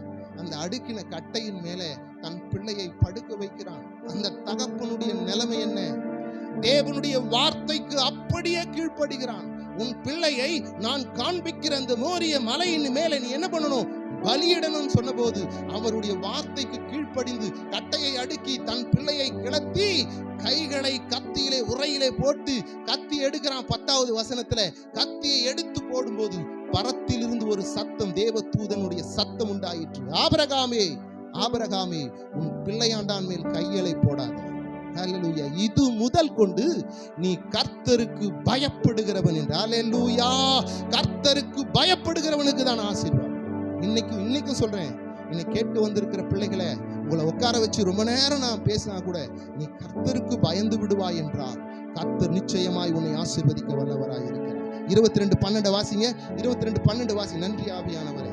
அப்பொழுது அவர் பிள்ளையாண்டன் மேல் உன் கையை போடாதே, அவனுக்கு ஒன்றும் செய்யாதே, நீ அவனை உன் புத்திரன் என்றும் உன் ஏகசுதன் என்றும் பாராமல் எனக்காக ஒப்பு கொடுத்தபடியினால் நீ தேவனுக்கு பயப்படுகிறவன் என்று அறிந்திருக்கிறேன். இப்பொழுது நான் அறிந்திருக்கிறேன் என்றார். ஆபிரகாம் தன் கண்களை ஏறெடுத்து பார்க்கும்போது பின்னாக புதரிலே ஒரு கெடா தன் கொம்பினால் சிக்கப்பட்டு ஒரு ஆட்டுக்கடாவை கண்டான். அப்பொழுது ஆபிரகாம் போய் கடாவை பிடித்து அதை தன் குமாரனுக்கு பதிலாக தகன பலியிட்டான். குமாரனுக்கு பதிலாக என்ன பண்ண, தகன பலியை கொடுத்து. அங்க சொல்ற வசனம் 14வது வசனம் என்ன சொல்றாரு? ஆபிரகாம் அந்த இடத்திற்கு யெகோவா ஈரே என்றான். அப்படி என்றால் அதனாலே பர்வதத்திலே பார்த்து கொள்ளப்படும். ஹல்லேலூயா. தேவனுடைய பர்வதத்திலிருந்து, சீயோனிலிருந்து, பரலோகத்திலிருந்து பார்த்து கொள்ளப்படும். நீ என்ன சூழ்நிலை இருந்தாலும் சரி, ஆண்டவருடைய வார்த்தைக்கு உன்னுடைய வாரிசையே நீ பலி கொடுக்க, உன்னுடைய முக்கியமான சூழ்நிலையை கூட நீ ஆண்டவருக்கு முன்பாக வைக்க வேண்டிய சூழ்நிலை இருந்தா வெச்சு பாரு. கர்த்தர் உன்னை உயர்த்த வல்லவராய் இருக்கிறார். ஹல்லேலூயா. அது உன் குடும்பமா இருக்கலாம், உன் வேலையா இருக்கலாம், ஹல்லேலூயா, உன் வாழ்க்கையா இருக்கலாம், எதுவா இருக்கலாம். கர்த்தருக்கு பயந்து அவர் பாதப்படியில வெச்சு பாரு. கர்த்தர் உன்னை உயர்த்த வல்லவராய் இருக்கிறார். ஹல்லேலூயா. அவன் சொல்லுகிறான், யெகோவா ஈரே, கர்த்தருடைய பர்வதத்தில் பார்த்து கொள்ளப்படும். இந்நாள் வரைக்கும் அந்த பேர் நிலைத்து நிற்கிறதா. ஹல்லேலூயா.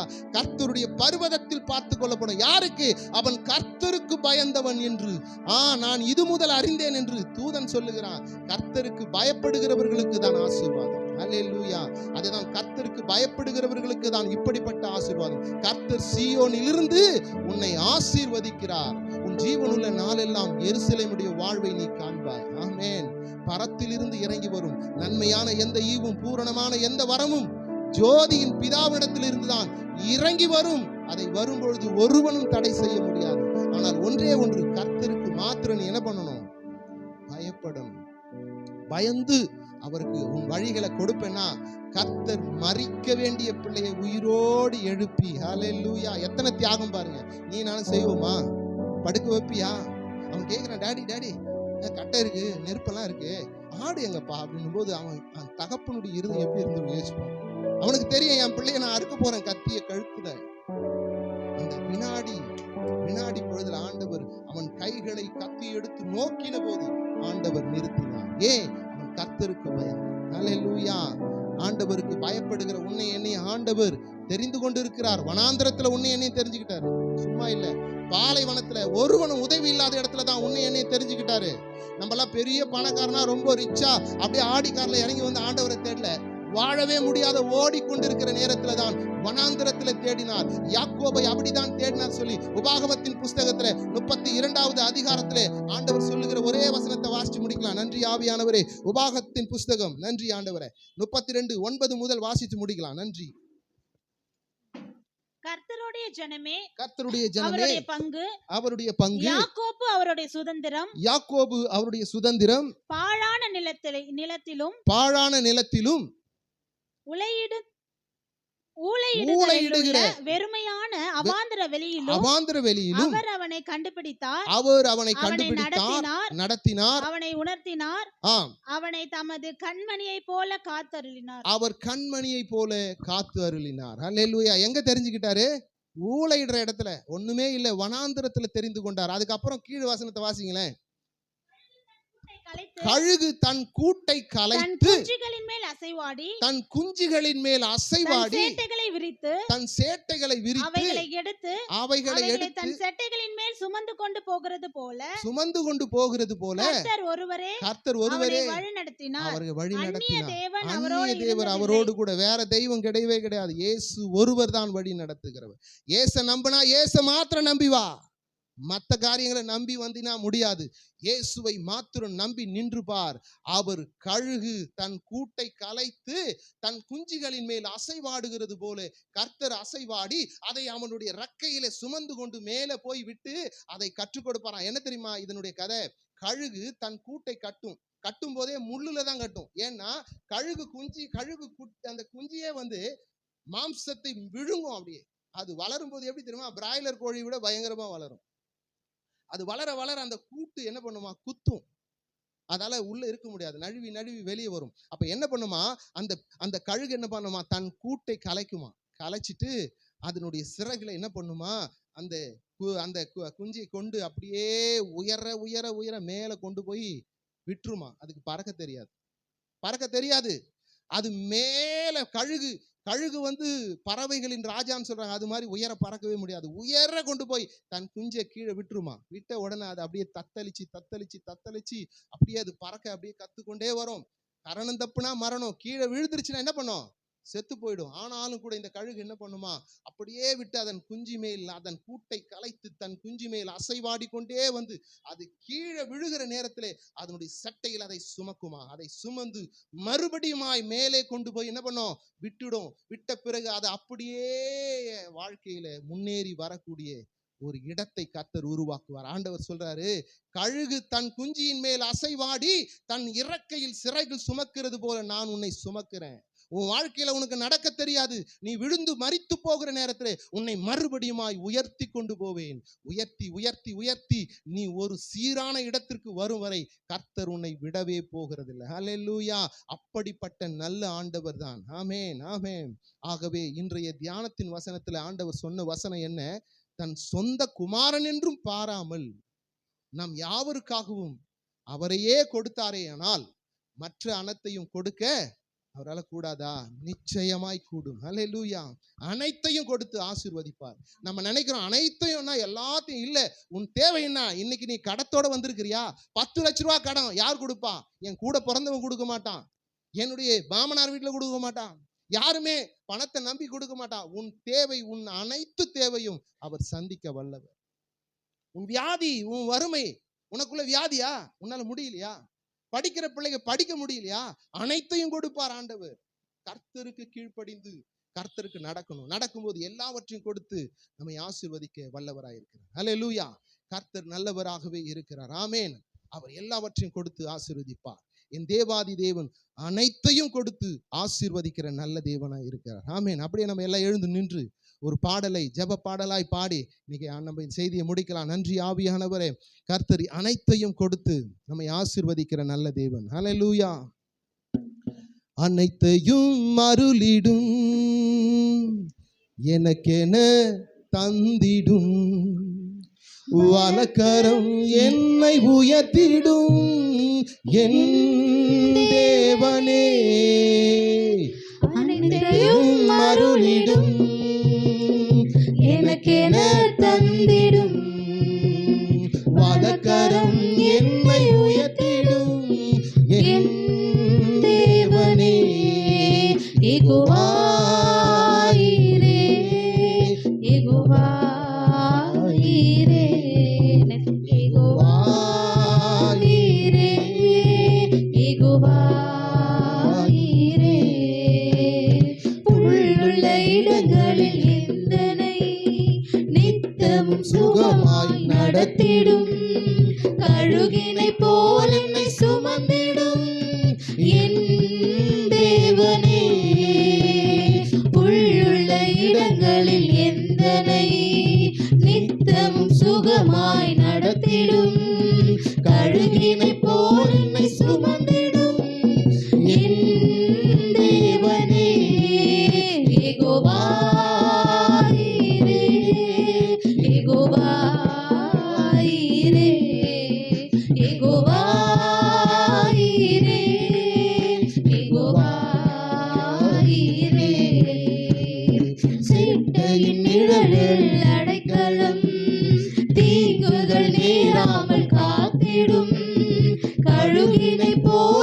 சுமந்திடும் என் தேவனே, செற்றையின் நிழலில் அடைக்கலம், தீங்குகள் நேராமல் காத்திடும், கழுகினை போல் என்னை சுமந்திடும் என் தேவனே, யெகோவா ஈரே, யெகோவா ஈரே, யெகோவா கைகளை அசைச்சு சொல்லுங்க. ஓ, உன் விசுவாசத்தை யெகோவா ஈரே.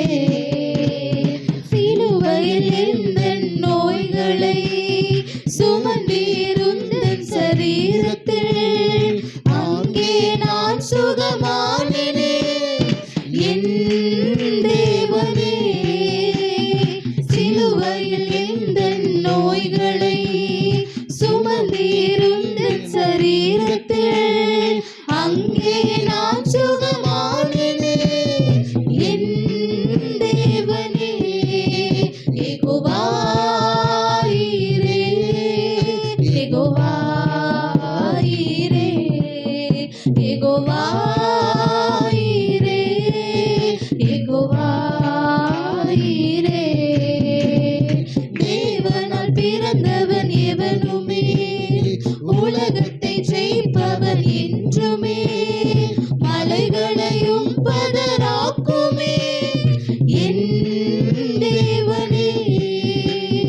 தேவனால் பிறந்தவன் எவனுமே உலகத்தை ஜெயிப்பவன் என்றுமே, மலைகளையும் பதராக்குமே என் தேவனே, யெகோவா ஈரே, யெகோவா ஈரே, யெகோவா ஈரே, யெகோவா ஈரே. அனைத்தையும் அருளிடும், எனக்கென தந்திடும், வலக்கரம் என்னை உயர்த்திடும் என் தேவனே, வலக்கரம் என்னை உயர்த்திடும் என் தேவனே. ஹல்லேலூயா. அவருடைய வலதுகரம் நிச்சயமாய் உன்னை உயர்த்தும். கர்த்தருக்கு பயந்து அவர் வழிகளில் நடக்கிற மனுஷன் பாக்கியவான்.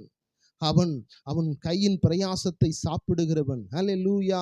அவன் வீட்டோரங்களிலே அவள் மனைவி கனி தருகிற திராட்சை செடியாக, அவன் பிள்ளை ஒலிவு மர கன்றுகளாக நாட்டப்படுவான். கர்த்தருக்கு பயப்படுகிறவர்கள் இவ்விதமாய் ஆசீர்வதிக்கப்படுவார்கள். கர்த்தர் சீயோனிலிருந்து உன்னை ஆசீர்வதிக்கவே ஆசீர்வதிப்பார். எருசலேமுடைய வாழ்வை உன் ஜீவனுள்ள நாளெல்லாம் அந்த சமாதானத்தின் வாழ்க்கையை நீ வாழ முடியும். ஹல்லேலூயா. கர்த்தருக்கு பயந்து உன் வழிகளை கர்த்தருக்கு ஒப்புவிடு.